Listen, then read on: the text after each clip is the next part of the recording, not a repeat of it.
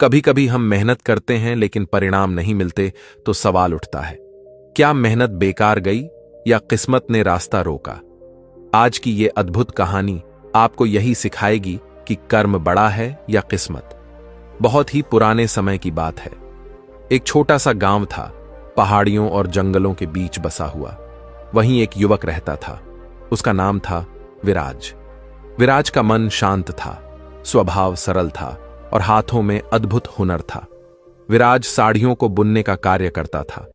रंग बिरंगी रेशमी धागों से वह ऐसी सुंदर साड़ियां तैयार करता कि गांव की स्त्रियां उसे वरदान मानती। उसकी बुनी हुई हर साड़ी में एक अलग आत्मा बसती थी, मानो कपड़े में कोई कहानी बुनी हो। लेकिन फिर भी वह गरीब ही था। विराज का जीवन संघर्षों से भरा हुआ था। वह एक छोटी सी कच्ची झोपड़ी में अकेले रहता था।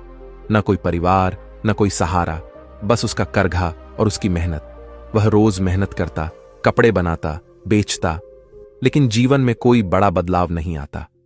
पैसों की तंगी, थकान और अकेलापन उसकी आंखों में साफ झलकता था। रात को थका हारा जब वह घर लौटता तो अपने घर के बाहर बने शिवलिंग के सामने बैठ जाया करता। दीपक जलाता और डूबती आवाज में कहता, हे भोलेनाथ, मेरे जीवन को बदल दीजिए।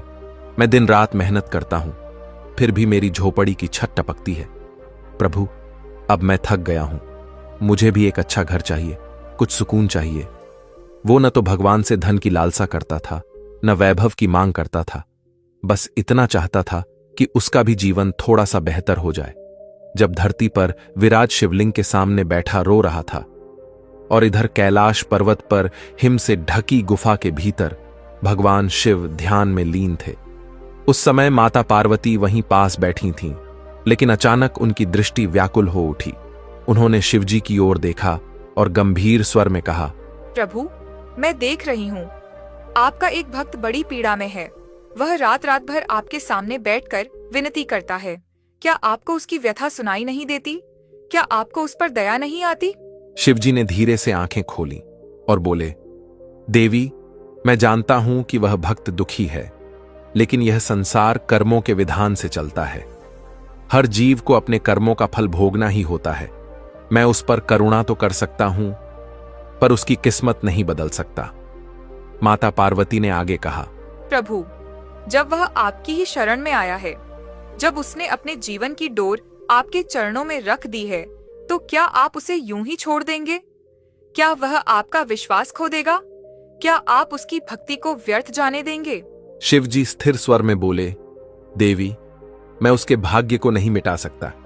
जो उसने पूर्व जन्मों में किया है वही आज उसे सहना पड़ रहा है। अगर मैं हर प्रार्थना पर हस्तक्षेप करने लगूं तो संसार का संतुलन ही बिगड़ जाएगा।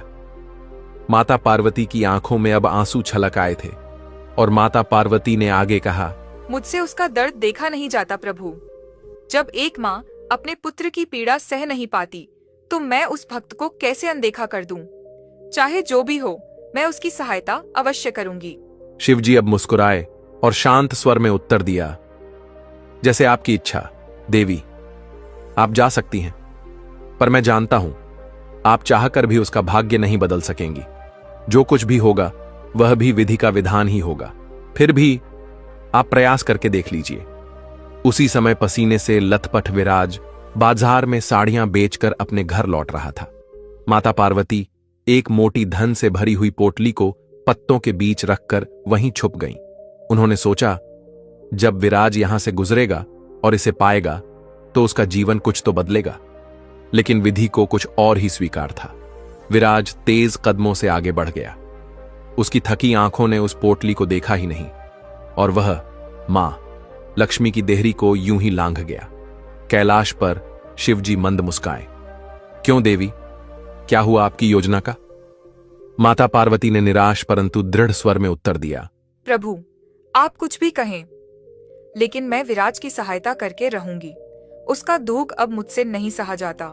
शिवजी हंसते हुए बोले, हां हां, क्यों नहीं देवी, अवश्य प्रयास कीजिए, लेकिन याद रखिए उसका भाग्य आप भी नहीं बदल सकेंगी। अब माता पार्वती स्वयं धरती पर उतरी। इस बार वह एक वृद्धा के रूप में एक आम के वृक्ष के नीचे बैठ गई। माथे पर झुर्रियां थीं, कमर झुकी हुई थी और हाथ में भारी गठरी। तपती धूप में सांसें फूली जा रही थीं। इसी समय दूर से आता हुआ वही युवक विराज दिखाई दिया।